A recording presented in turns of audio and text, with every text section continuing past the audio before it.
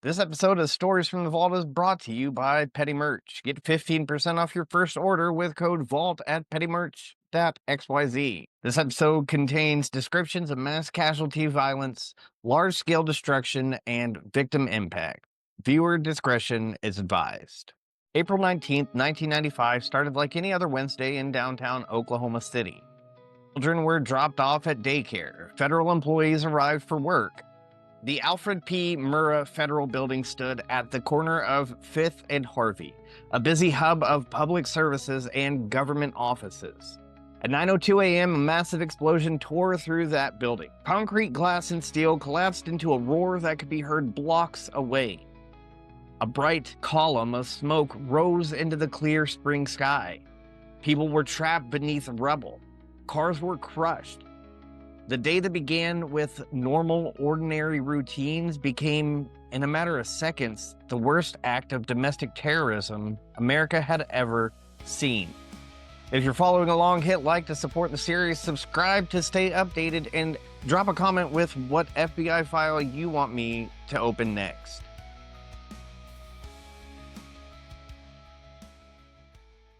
The blast at the Murrah building was not an accident. It was a truck bomb parked in front of the north face of the building, an inferno that destroyed a third of the structure and collapsed the east side into a pile of rubble. The human cost was immediate and immense. 168 people were killed. Among them were federal employees, contractors, passerbys, and 19 children who were inside a daycare center on the second floor. Hundreds more were injured. Entire families lost their anchors in a single morning. First responders arrived within minutes. Firefighters, paramedics, police, and civilians dug through debris with their hands. They pulled out survivors and the dead. The scene was chaotic, saturated with dust and smoke, but it was also where ordinary people refused to look away. Volunteers arrived with shovels, with blankets, with water. Hospitals filled beyond capacity. The enormity of the scene required a response like no other. Within hours, the FBI activated a massive investigative effort. The scene was cordoned off and cataloged. Evidence had to be preserved. Every fragment, metal, glass, labeling on a tire, a shredded receipt could be a lead. The Murrah building had been turned into a crime scene covering an entire city block. The scale of what happened demanded a scale of response no agency had previously faced on domestic soil. The FBI assembled a task force with local, state, and federal partners. They called it OKBOMB.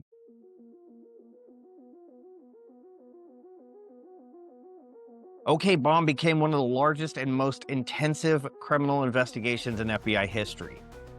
For weeks and months, agents combed through the rubble.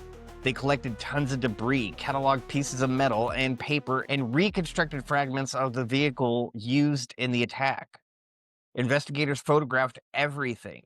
They logged every item with exacting detail. Evidence was tagged, bagged, and stored. Work at the scene was painstaking. Forensic teams examined blast patterns to determine the origin point. Explosive residue was tested and matched to components consistent with a large nitrate-based charge. Investigators followed the mechanical traces that the blast left behind. Skid marks, tire tracks, and the void where a vehicle had once sat.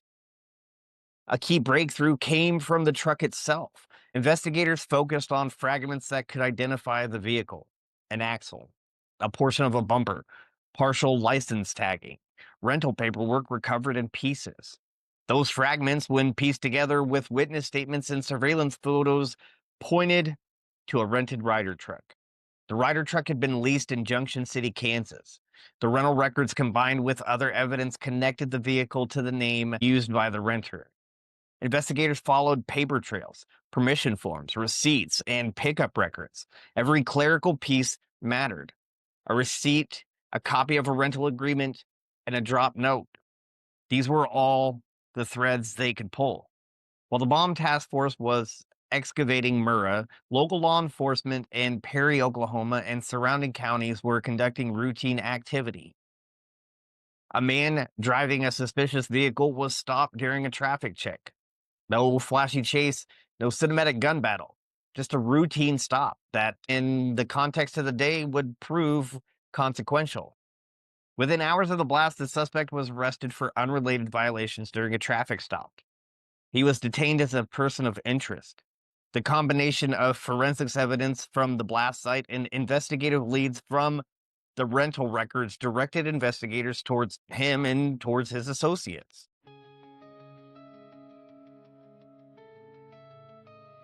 Once agents had a primary suspect in custody, the investigation widened.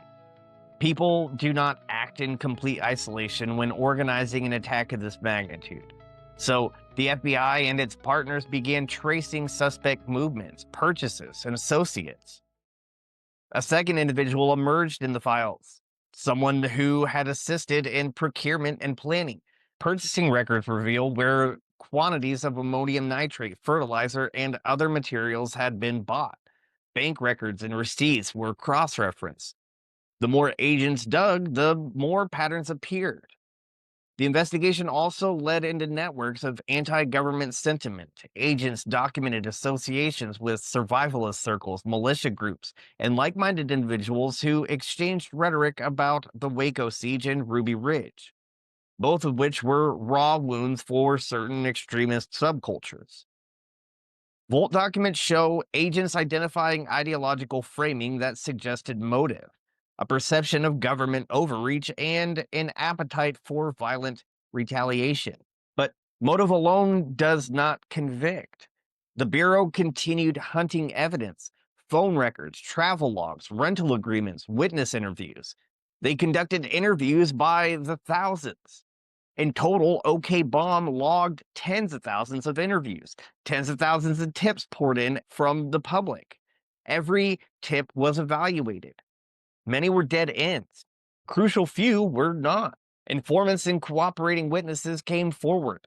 Some who had once been peripheral to the plot provided details about planning and logistics. The fruits of that cooperation helped investigators reconstruct who had bought what, who had loaded the vehicle, and who drove at what time. At the same time, the FBI worked to ensure evidence could hold up in court. Chain of custody protocols were strict. Memorandums charted every transfer of material evidence, every fingerprint lift, every DNA swab. Agents knew the case would be scrutinized not only by the public, but by judges and juries. So the paper trail had to be impeccable. Now we're going to stop right here in the vault for a moment, and I want to tell you a story that was actually brought to me right before I started recording. A friend of mine, John Walker, worked security at a Dillon's in El Dorado, Kansas back in 1995. He remembers the day FBI agents came in from the Wichita office. They didn't immediately identify themselves. They couldn't without a warrant. But once they pulled up the video, everyone knew who they were. John got to watch McVeigh on the store's security footage. The system used joysticks to pan and zoom in on people, originally for tracking shoplifters. And through that video, he saw McVeigh in the store that day. The agents alluded to the fact that the money order McVeigh was cashing was intended for a car, presumably the getaway car. John's account is direct, unembellished, and it gives a rare glimpse into the early investigative work that would eventually help solve the Oklahoma City bombing case. When the case was sufficiently assembled, indictments followed. Prosecutors charged multiple defendants, those believed to have been directly involved and those who had conspired or assisted. The files show a legal strategy built on forensics, documentary evidence, and the testimonies of witnesses who had nothing left to gain by lying.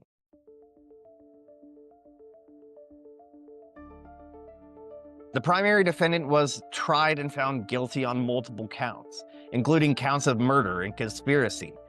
The trial was a national event and as much as a reckoning as a legal proceeding. Victim impact statements filled the courtroom. The families of the dead described lives stopped in an instant. A child's empty chair, a parent who would not come home, a community altered forever. The evidence presented at trial was comprehensive. Court exhibits included rental agreements, surveillance photos, forensic reconstructions of the blast, residue analysis, witness testimony, and demonstrative showing how the truck had been positioned relative to the building. The verdicts were decisive. The primary defendant received the harshest penalties allowed under federal law. Co-defendants received lengthy sentences as the jury and the court considered both the scale of loss and each defendant's level of culpability. In the years following conviction, appeals and legal challenges proceeded through the federal system. The case traversed the appellate process. The criminal convictions and the sentences stood through multiple challenges. The outcome, criminal accountability and prison terms, did not bring back those who were lost, but it provided a public legal determination of responsibility. Throughout the prosecution, the vault's files preserved everything a future generation might need to understand not just who did it, but how investigators unraveled a complex conspiracy. The chain of transactions, the recovered debris, the testimony of those who cooperated, and the meticulous forensic science that confirmed the links.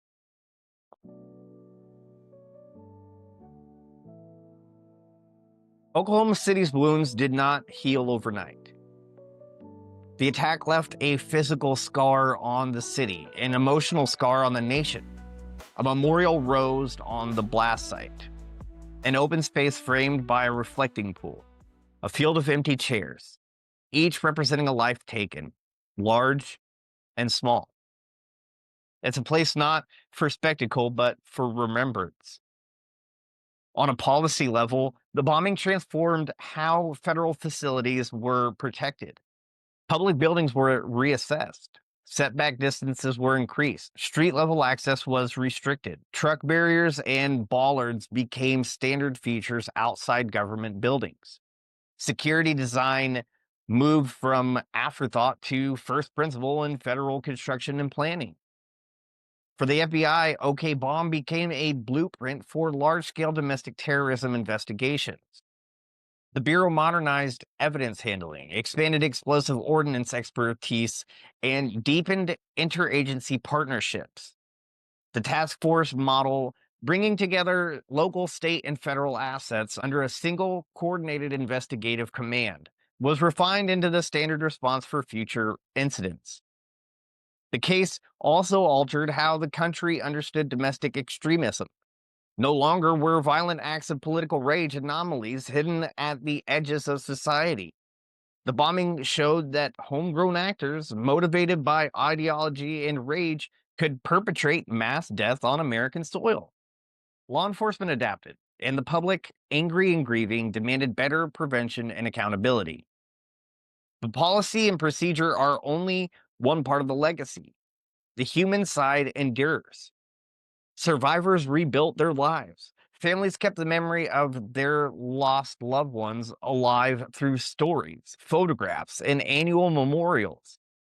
The memorial's empty chairs are a reminder that every statistic is a person with relationships, promises, and future plans that were abruptly ended. Vault documents preserved and now accessible keep the record. They give researchers and the public a means to understand exactly how the investigation proceeded, why investigators made the choices they did, and how the proof was assembled. Those documents do not heal grief, but they do make history accountable.